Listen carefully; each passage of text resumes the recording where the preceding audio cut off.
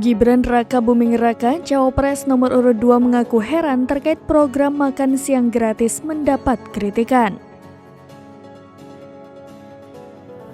Keheranan Gibran tersebut karena KPU belum mengumumkan hasil Pilpres 2024.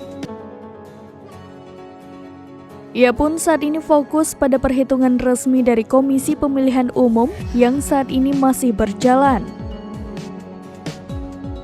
Sejauh ini perhitungan resmi belum keluar, sedangkan mengenai program yang akan dijalankan setelah terpilih, pihaknya berjanji tetap melakukan kajian agar bermanfaat bagi masyarakat. Salah satu faktor penentu paslon 02 Prabowo Gibran yakni silent majority.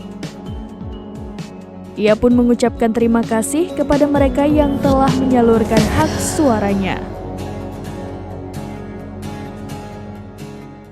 Download Tribun X sekarang, menghadirkan lokal menjadi Indonesia.